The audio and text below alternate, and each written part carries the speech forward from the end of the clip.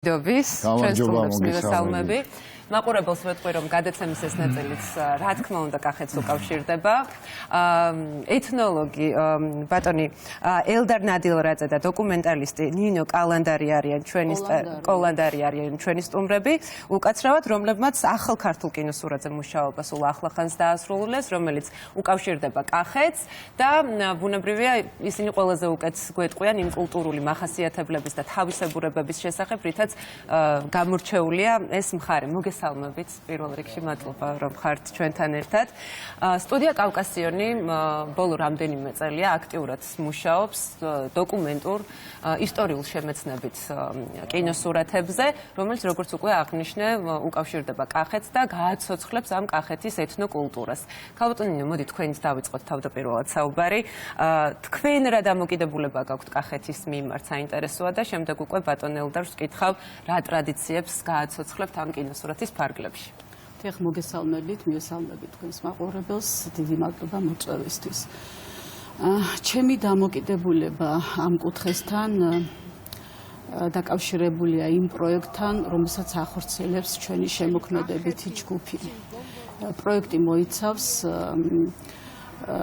საქართველოს კუთხეებზე სერიალს დოკუმენტური ფილმებისა. პირველი ამ პროექტის ეგიდით პირველი ფილმი იმერეთია, ამჟამად მუშაობთ კახეთზე. ამ მხარეში არის რაღაც, რაც მის ისტორიულ სიღრმეებში შესვლით იგრძნობა. იგრძნობა ის დიდი სიმძიმე, რაც გამოიარა კახეთმა. დღეს კახეთი ძალზე ლამაზია, ლაღია, თავისი ისტორიებით, ტრადიციებით და რაც მთავარია, ძალიან ძვირფასი კახელი ხალხით. უდიდესი პატივისცემა ჩემი კახეთს და კახელ ხალხს. რაც შეეხება ტრადიციებს, ბატონი ელდარი. ბატონ ელდარ. ტრადიციების შესახებ ვისაუბროთ კახეთის? აი ფილმით თუნდაც დარწმუნებული ვარ, რომ ძალიან ბევრ ტრადიციას მოუყრის თავს და საინტერესოა რა იყო ის მთავარი მახასიათებელი კახეთისთვის, რაც გინდოდათ რომ მაყურებლისთვის გაგეზიარებინათ. კი ბატონო, თქვენ ახლა საუბრობდით და აჩვენეთ შესანიშნავი ჩვენი მოღვაწე ქალები, არა? დიახ. როგორც ძველი დროის, ისევე ახალი დროის, არა? ეს არის ძალიან შესანიშნავი, სხვადასხვა თქვენ რეკლამას უწევთ ამით ფაქტობრივად იმას, რომ ადამიანი შრომით არის ბედნიერი. ადამიანი შრომით თავის გაკეთებული საქმე იმას ადიდებს და მოიხვეჭ სახელს და ამავე დროს დგება ქვეყნის სამსახურში. ეხლა ზოგიერთ წარმოდგენებს, რომ ჩვენი არისტოკრატია, ჩვენი დიდი ქალები, ქალბატონები უნებდანდებოდნენ, ესე იგი, ესენი თავისი ამ შეძლებით და იმით სარგებლობდნენ და თითქოს აი ესე იყო გაფუფუნებული, მაგრამ ესე არ გახლავთ. ჩვენ გვაქვს ეროვნულ მუზეუმში და კიდევ ხელოვნების მუზეუმშიდაც ეს რომელიც შემოდის ასე ჩვენთან დაფარნები ესეთი რა, დაფარნები, რომლებიც ესე იგი იქარგებოდა, სადაც არის ესე იგი ქრისტიანობის სხვადასხვა სიუჟეტები ასახული, არა? და ეს დაფარნები იქცეობოდა დაახლოებით წლობით იქცეობოდა 2-3 წელი უნდა ერთი დაფარნის მოხსოვაზე, ეს ნემსით უნდა გაკეთდეს ყველაფერი. აი ეს არის სწორედ ის და ამაზე ორიენტირებული იყოს ქალბატონი ჯერის რელიგია, როცა ემსახურება არა, შენთვის ყველაფერი იოლია, როცა გწამს რაღაცას და სწორედ ეს სიოლე და ამავე დროს ნიჭერება ჩანს ამ დაფარნებში, ეს არის უბრწყინვალეზე გაკეთებული ყველაფერი. რაც შეეხება თვითონ კახელი ადამიანის ბუნებას რა. მოციქული ამბობს, ხელნი ჩემნი მსახურებდეს მე და მეორე ამბობს კიდევ რომ თუ არ გინებია შრომა, ნურს გინებია ჭამაი და ახლობით ესეა. ესე იგი, შრომა არის ყველაფრის სიკეთე. ყველაფრის წყარო შრომა. აი სწორედ კახელ კაცში ჩანს სწორედ ეს შრომის უდიდესი კულტურა. ქართველებს აქვთ ეგეთი გამოთქმა რა. დამილე ერთი ჭიქა ღვინო. თქვენ ღვინო ახლა მოგახსენებათ ძალიან. ახლოს ვარ. ახლოს იქნებით, არ უნდა ლაპარაკი, ჩემი არ იყოს. ხო და დამილე ერთი ჭიქა ღვინო დაასნიშნავს. კაცმა რო გეთქვა დალი ერთი ჭიქა ღვინო გასაგებია, მაგრამ დამილეა რატო გეუბნებათ, იცი? აი იმიტომ გეუბნებათ რომ მთელი წელი რომ ვენახს უვლიდა ეს ვენახის ესე იგი ამით რო იყო მისი დღე და ღამე გასწორებული აქვს ფაქტობრივად ვაზო შვილივით ნაზარდო ეუბნება რა ვაზო შვილივით ნაზარდო შვილის გაზრდას ადრეს და ეს არის მოგონილი და რაღაცა ესეთი ზედმეტი შედარება ის გეუბნება იმიტომ დამილი ერთი ქოქუნო რომ იმას ისე არა ინტერესებს გასაგვირველია პატივცემს მაგრამ შეუნდა დალიო და უთხრა იმას აი როგორია ეს ღვინო როგორი ესე იგი ეს კაცი, ესე იგი მას უნდა თავისი შრომის კულტურა გაეგოს, თავისი შრომის ნაყოფი გაეგოს და შრომას შეუგო. აი ეს არის მისთვის გამარჯვება. ეს არის მისთვის ყველაფერი რა.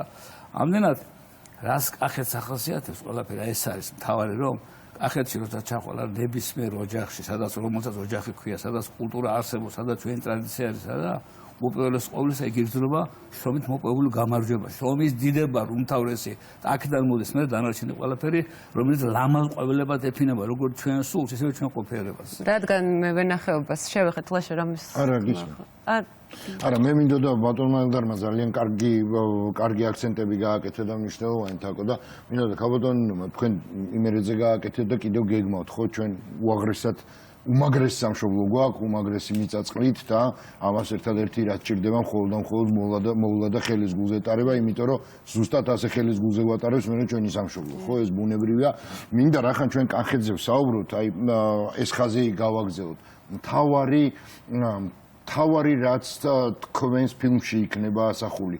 თავარი აქცენტი რაც რეალურად უნდა მივიდეს, ამას ხო მარტო ქართველი არ ნახავს, ხო ბუნებრივია. ამის დატვირთვა უნდა იყოს, რომ საერთაშორისო ასპარეზზე გავიდეს და ჩვენ ვიცით რა არის კახეთი, ნუ მეტნაკლებად მაინც შეგვიძლია ვთქვათ, რომ ვიცით, მაგრამ უცხოელებმა არ იციან და შესაბამისად ევროპელებმა უნდა გაიგონ რა არის კახეთი და რამხელა სიმდიდრეს ინახავს ეს კუთხე. აი ამ აქცენტებზე მინდა გკითხოთ, რაზე გაქვთ ხაზი გასმული. აი მაყურებელი როცა ნახავს ამ ფილმებს, მას უნდა გაუჩნდეს სურვილი ნახოს და მოინახოს ის ადგილები, ის ისტორიული ადგილები, გაეცნოს უფრო ამ იმ კუთხის ტრადიციებს, ნუ ამჯერად კახეთზე ვსაუბრობ და ეს ყველაფერი იქნება ასახული ამ ფილმში. ბატონი ელდარი უფრო კარგად თქვენ მევენახეობის კულტურას შეეხეთ და ვიცით რომ თავარი კერა სწორედ რომ კახეთია და მისი ისტორია ძველი წელთაღრიცხვით ჯერ კიდევ მე-6000 წლეულიდან იწყება და ერთი ძალიან საინტერესო ტრადიცია რომელიც უარის საპირწონეა ფაქტობრივად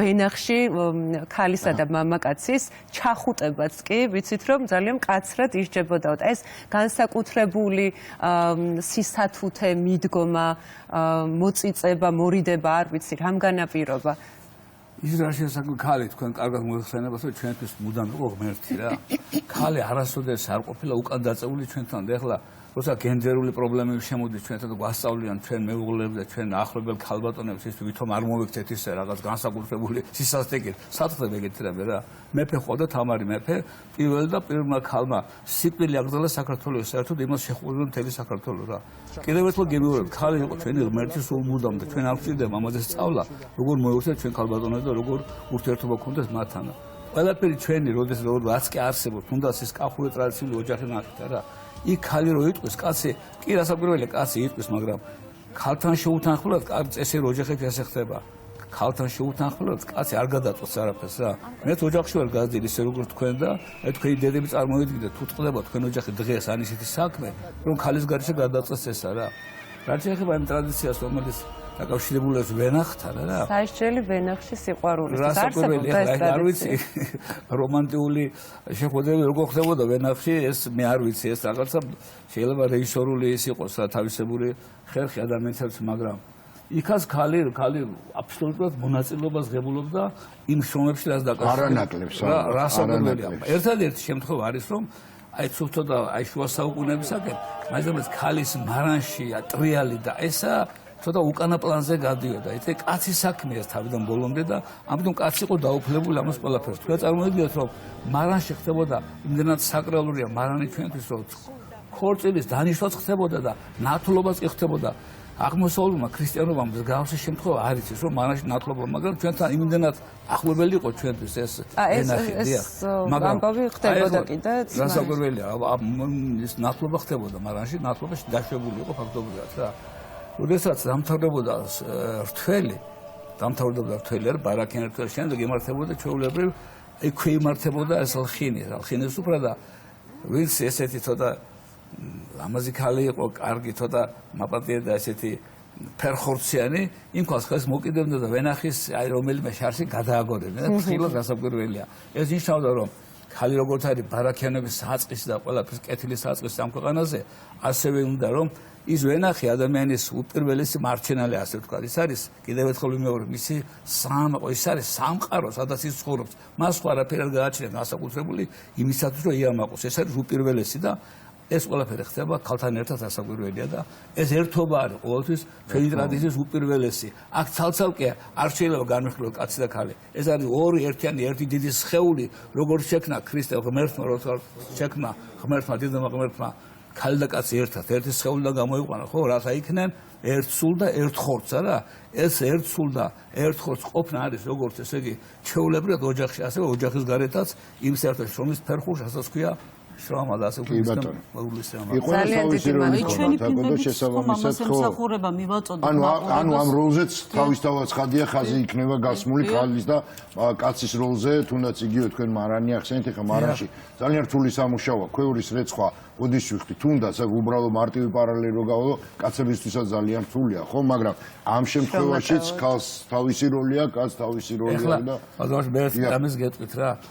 ჩვენ სწორებდან თქვენ ყველაფერი მიმართულია ქალბატონ ნინო, მაგრამ ეს თავის თავზე იყო ეს პრობლემა რა. მე ვიტყოდი ამ შემთხვევაში ეს არის მარტო ქალი ამ საქმეში რა, მარტო ეს რეჟისორი. გასაკვირველია, მე ვეხმარები რა შემიძლია და არიან ადამიანები, რომლებიც გვიდგან ამ ხარში, მაგრამ ჩვენ ამას ვაკეთებთ არაფრის გამო. გარდა იმისა, რომ ჩვენი ქვეყნის კულტურას პატივს ვცემთ და გვინდა ეს კულტურა იყოს საყოველთაო და უყვარდეს ყველას და ჩვენმა შვილებმა აქედან თუ არ ისწავლეს, სწავლის პროცესი არის ერთი. ადამიანს აქვს ერთი პერიოდი, თუ ეს პერიოდი გაუშვი და არ ისწავლე იქ, მაბადიეთ. რაც სასწავლი იმას ვერ ისწავლე. ეს ფილმი არის თავისებური რეკლამა იმისათვის, ეს კარგი გაგებით რეკლამა, რომ აი ჩვენ მომავალთაობამ, ჩვენ ახალგაზრდა თაობამ, ესე იგი ეს კულტურა დაინახოს, შეიმეცნოს, უყვარდეს, ისწავლოს. არის გლობალიზაციის უსამართლო ოკეანე.